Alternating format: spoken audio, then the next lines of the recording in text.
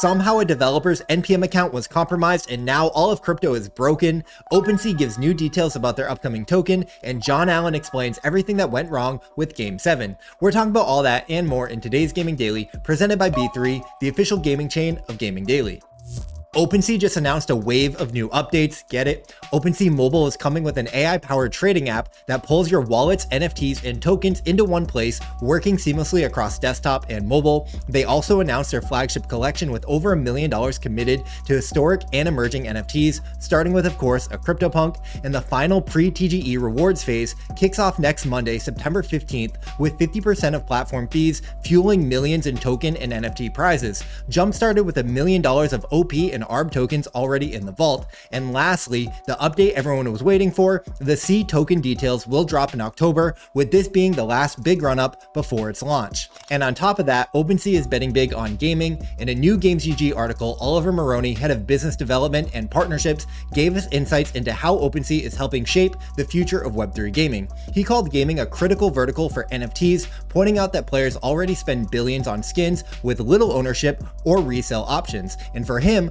cross-game ownership is inevitable, and OpenSea wants to be a hub for discovery, trading, and storytelling around it. He highlighted moves like bringing on Mongrel as their first official gamer and showing up at GDC and Gamescom to expand their audience. And with features like cross-chain purchasing, strong game developer relationships, security and fraud prevention, and new API tools for AI agents, Oliver believes OpenSea is very well positioned to champion Web3 gaming, and I agree. Speaking of Web3 gaming champions, Lowland just hit a huge milestone with over $2.5 million in lifetime revenue in just 3 months. They credited the amazing community of players and creators for making it happen, and that kind of sustained spend is awesome to see. I know I've bought a few boards already, and I think that's the genius behind the game. Their ability to collab and partner with virtually any IP in the world with a simple game loop allows them to drive major revenue and players. And as a YGG partner, I recently caught up with the team, and let me tell you right now, there are some big things coming very soon, so get ready.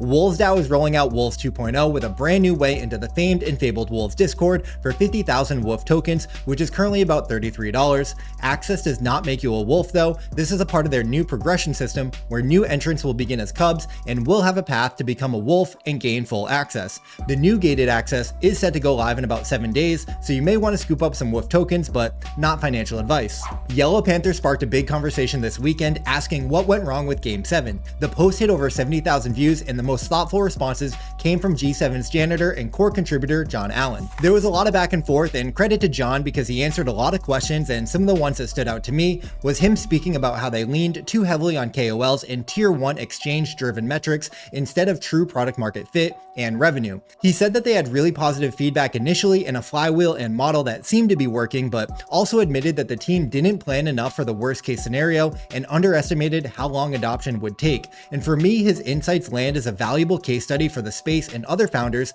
and a reminder that even the most well-funded projects aren't too big to fail in Web3. Honestly, there was a lot here, and I recommend people go check out the original post and all the discussion in the comments. And if you have any thoughts on this, you can comment down below on this video, and I'll be sure to read them. And in some TCG news, Manos won this weekend's Parallel Prime League Minor 5. He swept Hillis Diardi 3-0 to claim the title and lock in a guaranteed spot at the Major 2. His run sets up more storylines, drama, and excitement heading toward the $1 million league championship, likely back in Vegas, although that's not confirmed yet. Also, it's interesting to note the rivalry is continuing between Zelly and Jarla, who battled in last year's finals with Jarla taking home the trophy in first place, but this time Zelly took out Jarla in round 1. These matches are highly entertaining and the streams and broadcasts are very well done. I tuned in briefly over the weekend and saw Ali Straza and Muka commentating, and it was really exciting to watch, so I highly recommend trying to catch one of these if you can. And Wildcard just launched community quests where players can grind for exclusive skins and profile rewards for early access. You can join the action at community.wildcardgame.com, and alongside that, they tease their Wildcard Fantasy League, an on-chain system where WC token holders can sponsor summons, back them from rookie to pro, and even claim a cut of their USDC signing bonuses. It's a creative way to turn speculators into stakeholders and build a fantasy economy around Wildcard's competitive scene.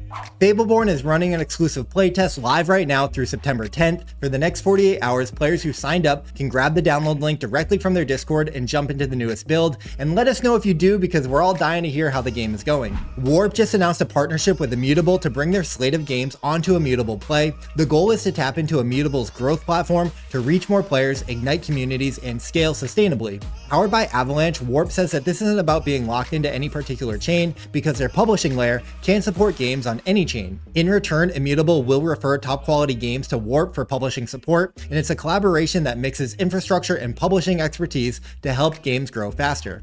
And today's video is brought to you by B3, the official gaming chain of Gaming Daily. B3 is a consumer app chain network powering the next generation of games and apps, and they've already onboarded over 8.5 million wallets through their flagship platform Basement, proving that if you can make crypto fun, easy, and rewarding, people will play. By combining B3's proven pipeline of Web 2 and Web 3 developers with scalable infrastructure, they're unlocking seamless mobile-first gaming experiences that bring real traction and utility to players worldwide. And if you're building in Web 3 and want to tap into one of the strongest consumer ecosystems in crypto, B3 is the place to be, and you can learn more at b3.fun. And that's going to do it for today's video, guys. Thank you so much for watching, especially if you made it this far. I apologize about this one being a little bit late, but exciting news. Tomorrow is actually 1 year of Gaming Daily, and we have a special video that we're going to be publishing, so stay tuned for that. And until then, stay humble, keep gaming, and keep dreaming, and I'll see you tomorrow. Peace.